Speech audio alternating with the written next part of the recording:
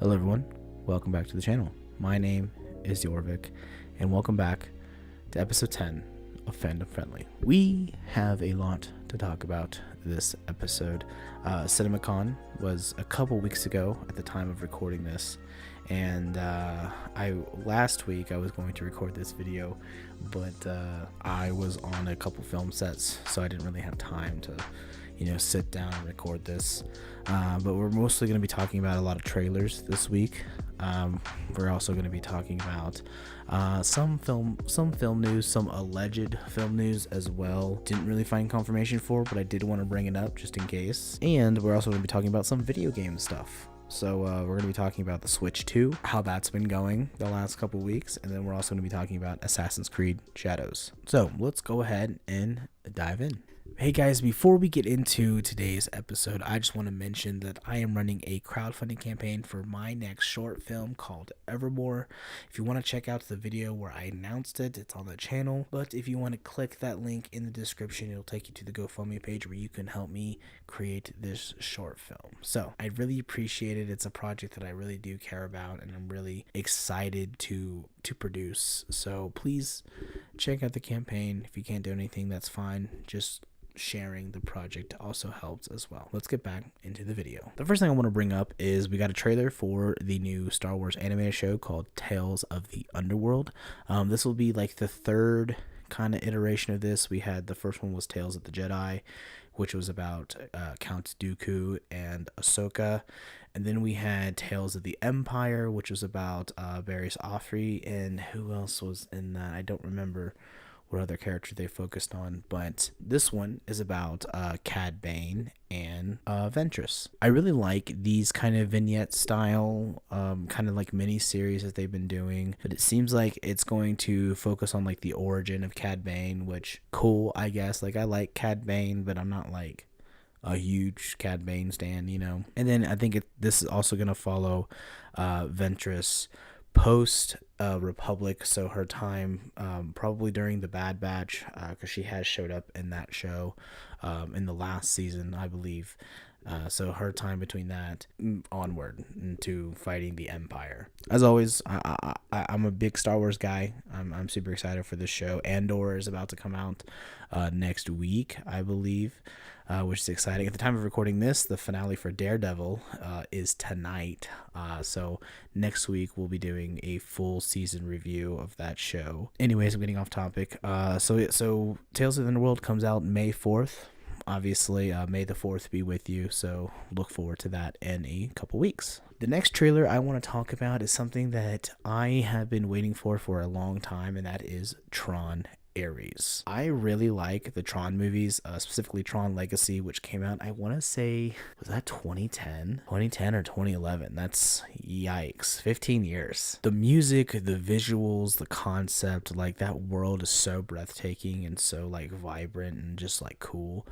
And I can't believe it took this long to get the sequel. And I know there was like some behind the scenes stuff that I'm not too well versed in, so don't ask me about it. But it seems like, based off the trailer, that the world of Tron is bleeding into the real world. Because we have that really cool shot of the light cycles driving through like city streets and stuff like that, and the cops are chasing them, and they turn on the light beam and it cuts the cop car in half. It's pretty sick, I'm not gonna lie. The only thing about this movie that I don't like is that Jared Leto is in it, but I've said it before, like I don't think Jared Leto is a good actor. I think there's some things that he's good in. Like I do think he was fine in was that Blade Runner 2049. I do think his character was like pretty okay in that, but just like everything else, I don't know what hold he has on Hollywood, but good for him, I guess. So yeah, so Tron Ares comes out, I want to say later this year. I don't remember seeing a release date for that. I'll put it here if I can't remember. So yeah, so I'm pretty excited for that one. I mean, the visuals look pretty good, I think, all things considered. Like those light cycles that are driving through the city, they look practical. Like obviously the light beam is visual effects, but they look practical. They look really good. And those suits, all those suits are pretty much practical. Obviously they are enhanced a little bit with CGI by like making the lighting a little bit brighter and smoother, but other than that, it is still looks top notch. Next thing I want to talk about is we got a new look at Superman. It's like an extended trailer type of look. It's the scene where he, from the first trailer, where he falls and he's all beaten up and bloodied and he calls Crypto. We see more of Crypto bouncing around before taking him to the Fortress of Solitude, which in my opinion looks really good, and has the big door with the Superman S on it. The only thing that I'm missing is a key. I really hope that there's like the key, that he uses to unlock it. That's like the weight of like 7 neutron stars or whatever. I think that would be pretty funny to add. That's something that James Gunn, I think, would add in this film. Anyway, so we just got an extended look at that whole kind of extended sequence of him coming in and his Superman bots, taking care of him, and the way that he's healing from the sun. It's kind of cool how they utilize magnifying glasses to help boost, get a lot of that solar energy in him, and it feels like it hurts. And I think I've seen people complain, they're like, "Oh, he's Superman, why is he in pain?" It's like, brother, if your organs are beaten and you're bleeding inside and everything is healing rapidly, I think that'd be painful, regardless of who you are. I mean, that's the thing with like regenerative powers. Like, I don't think it's painless. Like, look at Wolverine. Like, Wolverine in the first movie, Anna Paquin Rogue asks him, do they hurt when it comes out? And he says every time. Because you got to remember, when his claws come out, it's like it's ripping apart tendons, it's ripping apart skin. And then not only that, it's like moving like bones around. Like if you see like, like a skeleton, like an x-ray of Wolverine, like I'm sure it hurts. Even Deadpool, like sure it hurts to have regenerative powers. Anyways, but the trailer continues with like more shots that we've seen in the previous trailer. I've said it in previous videos, I'm really excited for this film. It comes out on my birthday on July 11th. It comes right after Jurassic Park Rebirth and right before Fantastic Four First Steps. So July is going to be pretty stacked, I'm not going to lie. So the next trailer I want to talk about is a movie that I haven't seen in, honestly, probably 20 years. And that is The Naked Gun. I've seen the original. There's like a few of them with Leslie Nielsen, and just top tier like comedy from like the 70s and the 80s. I consider those like the first like spoof parody movies. And it was just a whole different world. But in this movie we have Liam Neeson playing the son of Leslie Nielsen's character, which is pretty funny. They do a really funny bit where he's talking to his dad.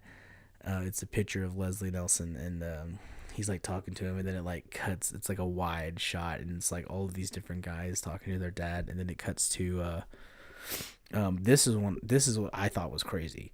So O.J. Simpson, kind of a hot topic. Well, not anymore because he passed away a couple years ago, but he was in the original Naked Gun because at the time he was a football player, I believe, and he wanted to do acting. So he's in the original, and I thought his character was pretty funny in the original. And so it cuts to a picture of O.J. Simpson from the first movie, and it cuts to like a black cop, and he just looks at the camera and goes, "Not touching that." And I thought that was insane for them to do, because everything that happened with OJ, allegedly or not allegedly killing his wife. And then recently he just retired. He was on Twitter for a while, and I don't think he was like full MAGA, but I think he was like a Trump supporter. But then like he died, I want to say last year or the year before.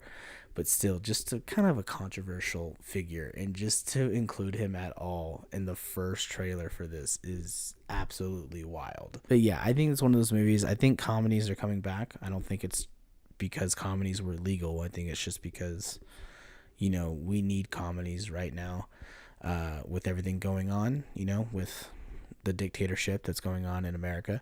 But I don't know. I'm looking forward to it. I'll go and see it, if we're still a country by then. Next up, we got a new trailer for, I think it's the final trailer for the final Mission Impossible movie, Final Reckoning.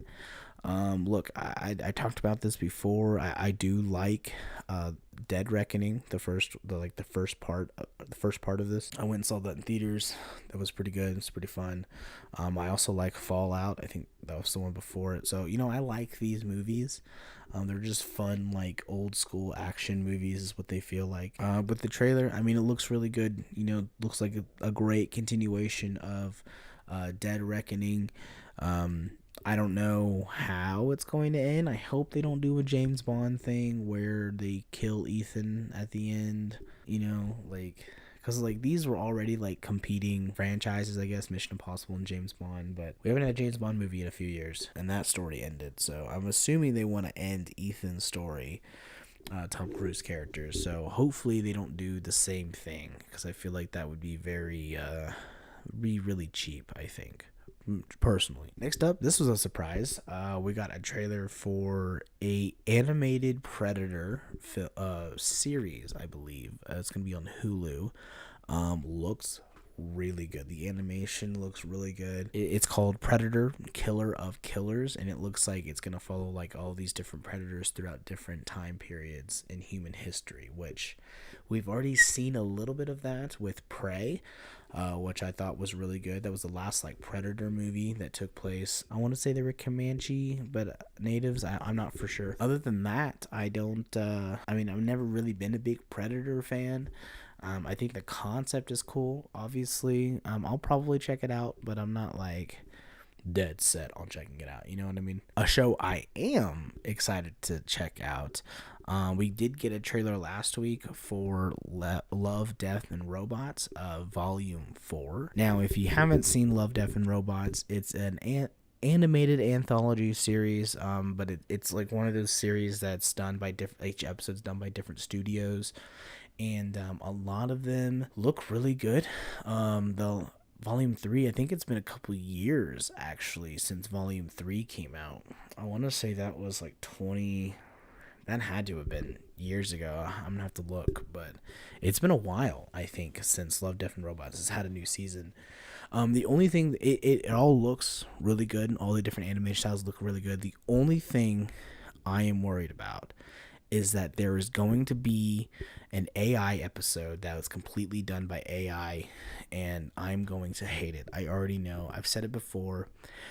I do want to do a video on generative AI specifically and how it's ruining art and just kind of desensitizing civilians, that are people who are not artists, to that they can just, I don't know. It's a whole thing. I'm very outspoken about it as an artist myself, and so I already know that there's going to be at least one in there, and I'm not going to like it. I already know. Obviously, I have no factual basis on that. I just feel like that this is the type of series that could sneak in a generative AI episode. You know what I mean? Now, the only way around that is if they used a model, if artists drew out an episode and they purposely made it AI. So if you had artists that did production on the episode and then they're okay, well, let's use AI, let's train AI on this episode and then basically recreate it and then do it that way. I could see that as a way to champion against using generative AI in video production, but again, I don't know. I'm speculating. I just know that there could be one. So don't be surprised if that show comes out and it's oh, did you know that this episode was completely generative AI? Just don't be surprised if that happens. That comes out later. That comes out in a few months. Or I think May. I think it comes out in May. So next month. So keep a lookout for that. It's going to be on Netflix like the other seasons are. So, but if you haven't seen the show, go watch the show. I do think that there's a lot of really good cool sci-fi stories in those that I would love to see expanded into a feature film, for sure. Okay, so let's get into some of the bigger news that I want to talk about, and that is the Switch 2. what a terrible time to announce this console. So if you don't know, if you're not from America, so America is going through a little bit of a, how do I put this? A little bit of a fascist phase. So our dictator in chief is, putting tariffs on all these other countries, and I don't want to get too political here. Like I've made my feelings known, but it's part of the story, I promise. So part of those tariffs are on China, Japan, Korea, all that kind of stuff. And Nintendo, being a Japanese company, announced the Switch 2 like the same day that Trump announced the tariffs a couple weeks ago. And it was bad. I think with the inflated cost, if the tariffs stick, the Switch 2 was like $600 or $500, something like that, which is insane for a Switch that has like, for a console, a handheld console that has like PS3 graphics. I've played the first Switch. I played Mario Kart and like Animal Crossing and all that years ago, but I think that's as far as it goes, because like the other ports for that system are dog shit, and I don't understand why people just like, why Nintendo what is the word I'm looking for, like I don't get it. Like I grew up on the N64. I had a Nintendo DS. I had a Wii, so it's not like I never played Nintendo consoles. It's just like the quality compared to Xbox, PlayStation, and obviously PC, it's not even comparable. And like it's just making it is like PS3 graphics. I just don't get it. But anyways, so they also announced that their games are also going to be full priced at like $80, which is insane for a little SD card. I just look, there's a lot to it, but a lot of people are gonna buy it, and they're not even, there's not even like new games. They're just releasing the old games as like, oh, here's the Switch 2 version. Like, why? Like, I know, hear me out. I know Bethesda does that, and I know Rockstar does that. I know PlayStation. Actually, just recently, I'll bring this up too. PlayStation just announced this week that they're having, and actually it might have come out. They just released it in time for Last of Us Season 2, which, as of recording this, premiered a couple days ago. And it's like the Last of Us Definitive Edition of like the remaster for part 1, and then like the remaster for part 2 for like $100. But it's like, you just remastered Last of Us 2 that came out not even 5 years ago. So it's like, I know all the companies do it, but I feel like Nintendo specifically are like, hey, we haven't had a new Mario Kart in like 10 years. But do you want to buy the new version? You want to buy Mario Kart 8 for the 7th time for the Switch 2 with just not even enhanced graphics? Like, that's insane. Like, are we being for real? Same thing with like Zelda, and same thing with like that's all they have. Like, they have nothing. Like, what is the last like original like IP that Nintendo has put out? Like what was it? Like, to me, it's only Mario Kart and like Zelda. And even then, Zelda Breath of the Wild and Tears of the Kingdom, like, I know they're good games, but it's like, I've played better, like, it's not just, I don't know. I'm not trying to hate on Nintendo. I'm just saying, like, they're so tone deaf when it comes to like the lay of the land now, because like, you got to think of it. Look at Xbox. For an example. So I have both PlayStation, I have both and Xbox. And so like Xbox, like, people gave a lot of shit to them a few years ago because they bought ZeniMax, which had like Bethesda, and like all of these different games. So like now on Xbox, all of like the Fallout games and like Skyrim and like not Star Citizen, that's a different game, Starfield, were all just released, for free if you had Game Pass on Xbox. And a lot of PlayStation people, same thing with Activision. So like, they bought Activision, or a part of it, so a lot of the Call of Duties go on there as well. And so like now Xbox is getting these exclusives, and PlayStation people are mad because they're like, oh, well, that's not fair that that Xbox is getting these exclusives when we don't get anything. And it's like, home dog. Like, PlayStation's been doing this for years. Like, PlayStation has exclusives. I mean, now they've been going to PC, which is kind of funny because now going into the next year, I believe, or later this year, Xbox and Steam are partnering up. So now if you have Xbox, you can play Steam games on the console, because they're, oh yeah, that's another thing, they're releasing a new console that's more of like a like a desktop PC. So it's essentially like a gaming PC, but it's more like it's optimized for like TV, like more console.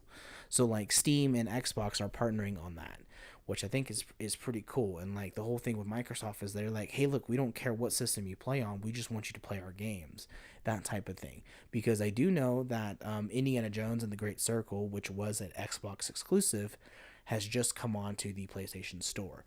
So I know what's happening. I know there's talks of like Halo coming to PlayStation. There's talks of Gears of War coming to PlayStation, which I'm really excited about because I haven't played Halo in a while, and I really love those games. And I would love to at least try to platinum those games if they come to PlayStation. But it is really funny to me hearing PlayStation people be like, well, that's not fair that they're getting all these exclusives. And it's like, you have The Last of Us, you have God of War, you have Ghost of Tsushima, and now Ghost of Yaote.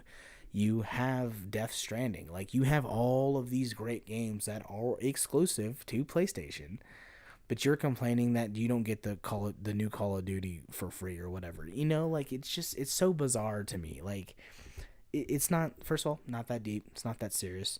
I'm fortunate enough that I can afford both consoles and I can go back and forth when I want. But when this new console comes out, the big thing is that, if you don't know, like Ghost of Tsushima, God of War, Horizon, Last of Us, like a lot of those PlayStation exclusives have PC ports now. So if those ports are on Steam, and Steam is partnering with Game Pass and Xbox, that means in theory you can play those PlayStation games exclusives on Xbox. And I think that's just really funny to me. But yeah, I think eventually we'll get to the point where it will be more seamless. I mean, because obviously we have crossplay, so you can be on PlayStation and play Call of Duty with someone who's on PC or Xbox, like we have that. So like, it's kind of exists, but being able to choose and having the freedom to be like, what, even if I have to pay, like, what, that's an Xbox exclusive, but it's on the PlayStation Store, but it's $10 more, I'll pay the $10 more to play an Xbox exclusive game. I mean, obviously I can just go on my Xbox and play them, but you see what I mean. Like, I feel like there are workarounds to that. But getting back to what I was originally talking about, Nintendo is the only company that doesn't want to play ball. Like, they do not. Like, there were talks of bringing some Nintendo exclusive games to Game Pass, but Nintendo's like, no. Why would we do that when we have our own systems that, sure. But I don't know, with the tariffs allegedly going into place, and if they actually stick, and I mean, those consoles and games are going to be like $900. Like, I mean, we were like, I don't think people really wrap their head, like, they're talking about like 50% tariffs on a game. So if on things from like Japan and like China and stuff like that, so it's like, if it costs $450 for a Switch 2 with a 50% tariff, I mean, you're looking at a $700 console. Like, that's crazy. I mean, it really only sucks for Americans, but obviously, like, our global trade system is so entangled with everyone else. Like, it's the whole reason why we have free trade. Like, it's gonna affect other people, other countries. It's just so stupid and insane that we have to just put up with this bullshit. And we're not doing anything about it. We're just letting it happen. That's not true. There are plenty of protests going on out there. But again, unless we fully unite as a people and just attack the White House, I don't know nothing's going to change. So just saying. I want to move on to my last topic for the day, and that's talking about Assassin's Creed Shadows. So at the point of recording this, it's been out for almost a month. I think it came out the 21st of March, I want to say. I played it. Obviously, I'm a huge Assassin's Creed fan. I mean, I have Assassin's Creed Odyssey tattooed on my arm.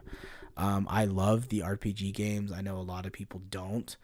But I do think that they are some of the best games that we've had in the AC franchise.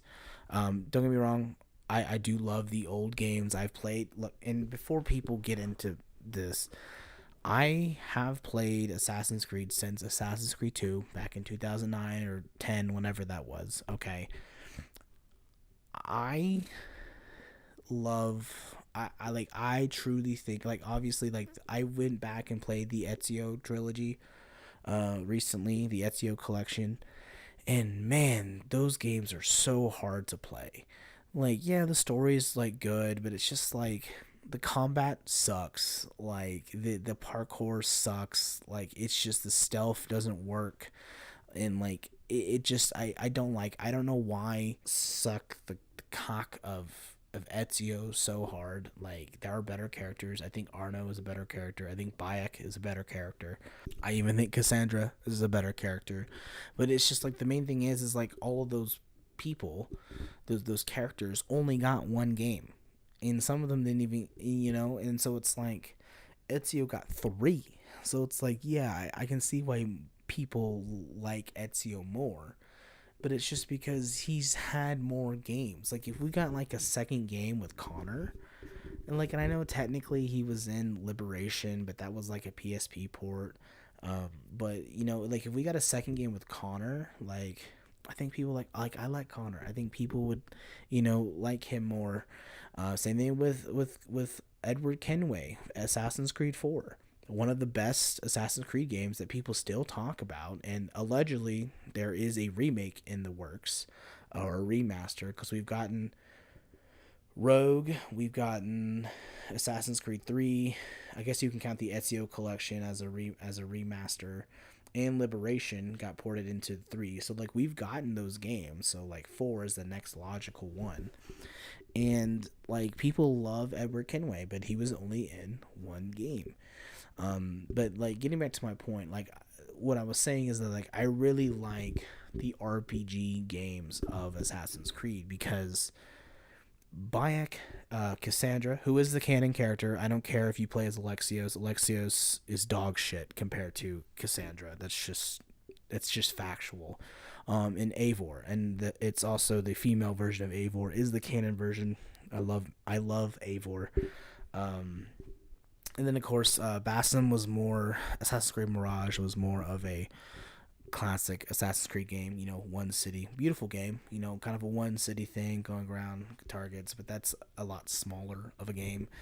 And then we have Shadows, which takes place in Japan, feudal Japan, and actually it's really cool because, technically speaking, it's in like 1580 Japan, and Assassin's Creed Brotherhood and like Revelations and all that takes place in like the early 1500s.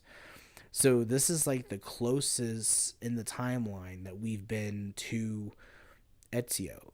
And but it just feels so different because obviously it's a newer game, different engine, the graphics are way better, it's more detailed, but also different part of the world, so it's that type of thing. But it's really cool that those events of the Ezio collection, specifically the events of Brotherhood, are actually mentioned in this game. It's actually kind of cool. So yeah, so let's talk about AC Shadows.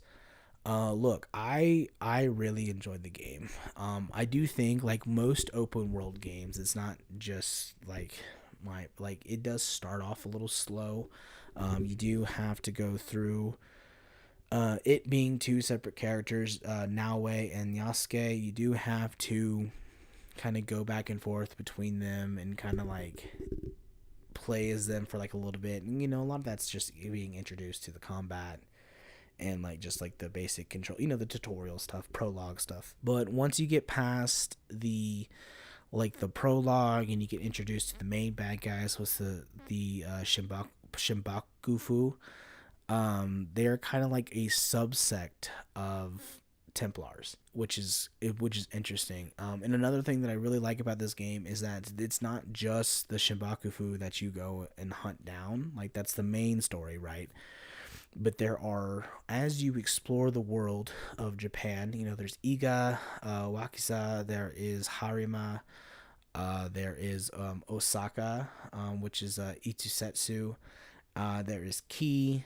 There's just a bunch of like different things, but like you go to like Osaka, you go to Kyoto, and like all of these like prominent places in Japanese history. And it is really cool when like you're running around like Osaka and you find like this origami butterfly on like a tree, and you can collect it, and you're like, what is this? That leads you to like this side quest where you meet this NPC character, and she's like, hey, collect all these butterflies for me. And then you like uncover this like children like kidnapping like ring that's like going around like Osaka, and like it's cool. So like that's an organization that gets discovered, and like as you develop through the story, you unlock like 12 different organizations that you can go after. Like, you don't have to, but if you want the platinum, you have to, because I got the platinum trophy for Shadows. But it's just one of those things where you like that. I like the discovery of the world. You come across an NPC, you talk to them, they say, hey, this samurai in this village is like causing trouble. So you go, you take out the samurai, and you find out he's part of like this subsect of samurai that like to harass people and like steal food and stuff like that, and that unlocks something. Or you go up to Wakaza, which is like the coast, and you discover this pirate organization, and you go and you take out the lead. Like, that to me is really fun and really cool, because some of them, they don't even give you like clues. You just have to find them. Like, there's one thing that you can do. It's called the Kijikori, and it's like a meditation mini game. And you have to do all of them for the platinum for a trophy or achievement. And at one of them, while you're doing it, a guy comes behind you and tries to kill you, and then you have to fight him, and you realize he's part of another organization. So it's like, that to me, I really love. But let's talk about the story a little bit without like diving into spoilers. So like the story is, you play as Naoe, who is a member of a shinobi. She's a shinobi, which ninjas essentially, and you have a hidden blade. So like you are part of the Assassin Brotherhood, but like not really. It's kind of like the Assassin Brotherhood was in Japan, but they have been wiped out, and you find.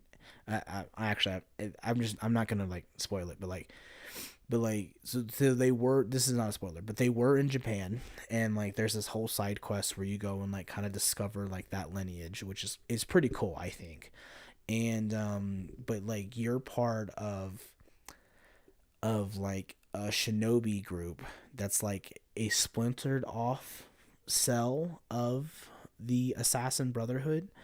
And because you have hidden blades and all that, and the way that stealth works in this game is actually incredible. You can go prone for the first time in Assassin's Creed game, which is super helpful when you're infiltrating castles and like it's nighttime and you want to like you can run across like the rooftops and stuff. But if you're playing on expert, which dials up the game to like an 11 in terms of like enemy awareness and like all that kind of stuff, it just makes it like way harder. Hiding in shadows, actually you are in shadow and like they can't see you, which I think is really cool. Obviously going in prone is nice. You have the grapple hook, which helps you scale some of the castle walls and stuff like that, which is pretty useful. The seasonal change, like obviously weather is not new when it comes to like this game, but also like other games. But the way that the seasonal changes work, I think is pretty interesting, and I love to see it implemented more into more games. But one of my favorite things is like during winter, which is I think is the best part of the game. Like when you're, because like it just cycles through like as you're in the open world. It's like every three like real hours you play, the season changes, that type of thing. I could be wrong about that, but I think that's around what it was for me at least. But when you're in winter, like the dead of winter. And you go to places like normally if you're in like castle gardens and stuff, if you need to escape, you can dive into like the pool, like, or like the pond, and you can like hide in the water with like a reed. You can be like, that type of thing. And but during winter, it's all frozen, so you can't utilize that, which I think is a nice detail. Same thing with like foliage. A lot of foliage dies in wintertime, so a lot of hiding spots are taken out. But like, it's just the little details like that I love. But anyways, getting back to the story. So Naoe, you play as Naoe for like the first, I want to say, 4 or 5 hours, and then you get to the point where you meet Yasuke. But of course, you meet Yasuke at the beginning because like the whole tutorial thing, and the reason why he's in Japan is he was on a slave ship, and he was like a slave to a Templar. He kind of like fights back, and he's escaped the ship, and he's out at sea, and he's found by the Portuguese. Now, if you don't know anything about Japanese history, Yasuke is a very controversial topic. It was one of the big things when this game was initially announced. Yasuke isn't really like someone from Japanese history. I mean, there is 2 instances, the shogun, whoever was in charge at the time, Nobunaga, where he mentioned Yasuke like twice, but other than that, we don't really have historical record of him. As far as I know, obviously I'm not an expert in Japanese history, but this is as far as I know. But obviously, so that was like the big controversial thing with this game when it was announced, and to me, it doesn't bother me because people have to remember that Assassin's Creed is a fantasy series.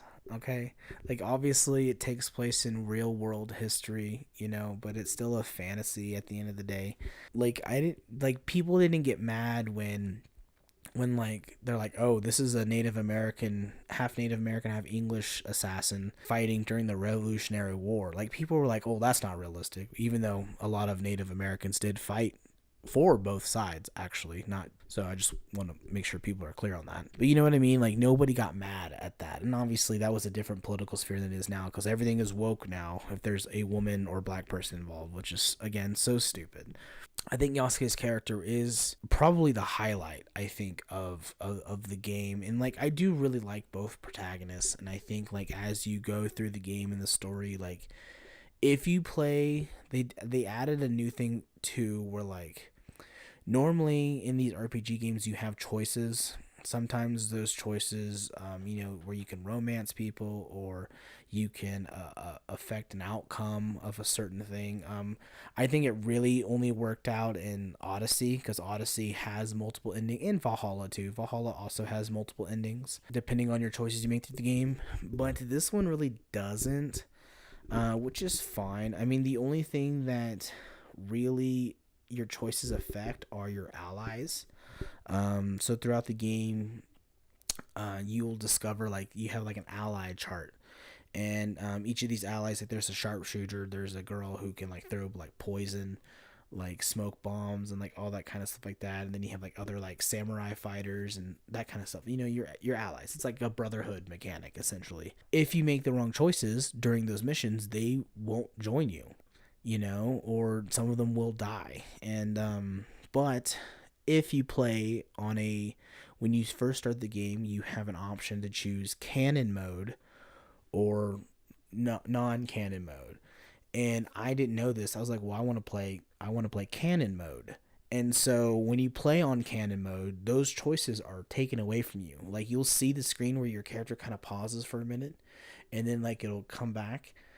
And so I'm like, that to me, I'm like, oh, that's where a choice would have been made. And like the only choices you can make in canon mode is where you want to play as Yasuke or Naoe when you're in a story mission, that type of thing. But I think it is really fun to play as Yasuke. The only challenge is that he is not good at stealth. You can try to stealth with him, but it's like he's too much of like a tank that you can't. I mean, really. But he is fun to play with the right gear and like the right tactic, like just going in and just mowing down enemies just in just raw like hand-to-hand fight is really fun. But it is also really fun to play as Naoe, and I did find myself playing as Naoe more because of just how agile she is. She's way quicker, obviously, at movement. Yasuke is a lot slower, and obviously with Naoe you can assassinate people, like it's more stealth gameplay. So I did find myself playing as Naoe a lot more, and I really enjoyed it. But obviously, there are Naoe specific missions, and then there are Yasuke specific missions. So, you can't just go talk to any NPC. Sometimes it's like, oh, you need to play as Naoe or you need to play as Yasuke, which, that's fine. But let's talk about the world. The world of Japan is just absolutely beautiful. I've seen a lot of people try to compare it to Ghost of Tsushima, which I don't think is really a fair comparison, considering that those games are not even, they're not in the same engine.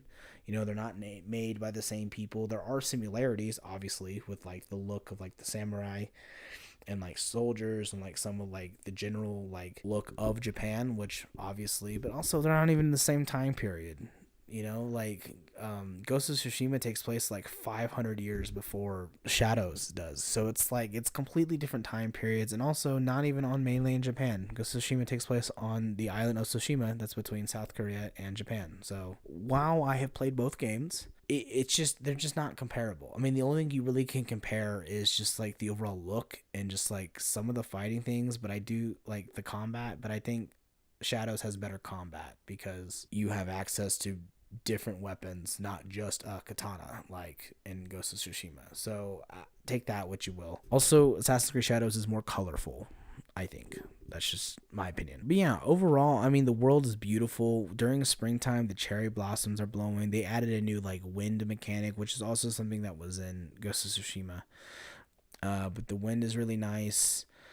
It just adds more immersion. Like when you're walking around towns, you hear just people talking. Like that's what I love about open world games, especially these games, is like when you're walking around ancient Alexandria, in Assassin's Creed Origins, and you're just walking through the city streets and you hear people speak in ancient Egyptian, or you hear people speak in ancient Greek, or you hear people speak in like Anglo-Saxon, or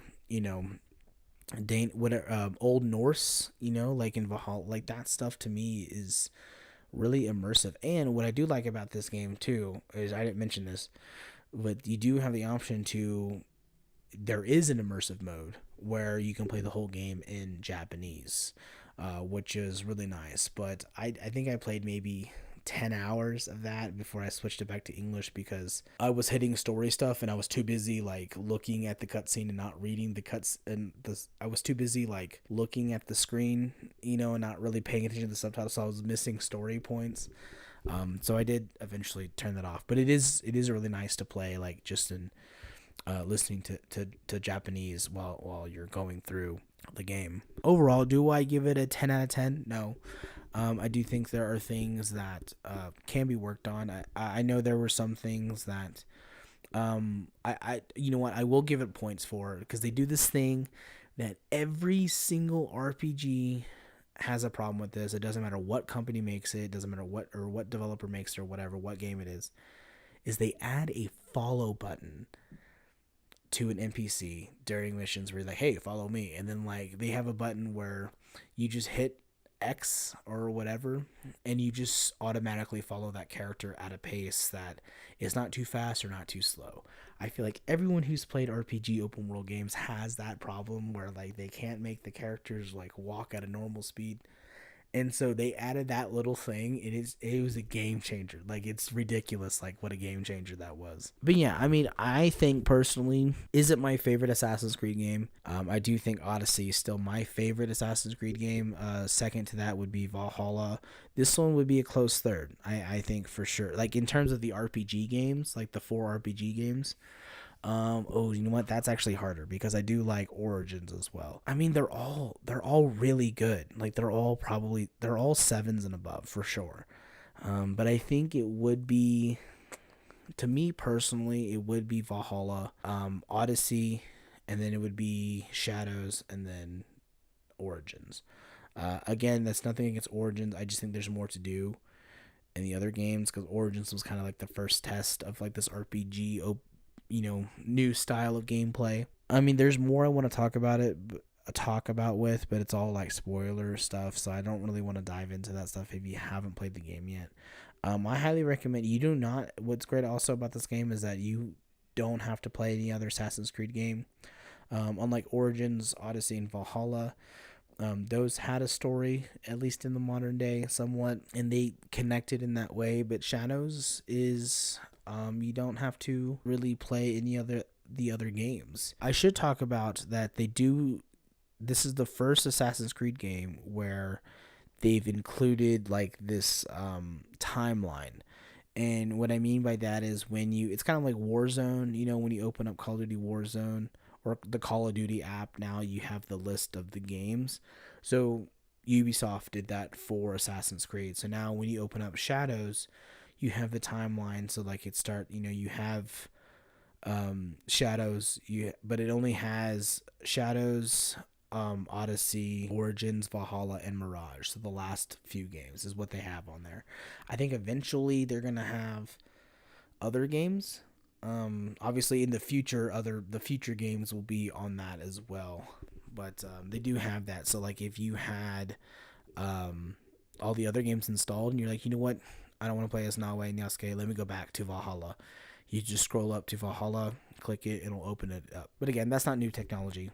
It's just something that they wanted to kind of keep all of their games together, which is, it's fine. I respect that, But yeah, but like I said, there's not much more I want to talk about that's not like spoiler territory. But I highly recommend you at least give it a try. It is a pretty fun, once you like get into it, like most open world games, like once the world opens up to you and you're kind of just left to explore and like all that kind of stuff, like it is a fun experience. Like I said, going around and discovering all the different organizations, all the different targets, the way that you could discover them is pretty fun. You can actually assassinate targets even if you've never discovered the organization, which is interesting because you can like just stumble across them in the world. That's kind of how Odyssey was. I think Valhalla was like that a little bit. But anyways, I think that's going to be it for this episode. Let me know what you thought about some of the CinemaCon news. There was something I did forget to mention. There was some Fantastic Four stuff shown, but that wasn't released to the public. So I don't really want to talk about it out of fear of like, getting retaliated against or whatever. But yeah, so just let me know what you're most excited for this year, and how do you feel about the Switch 2, and if you played Assassin's Creed Shadows, how do you feel about that?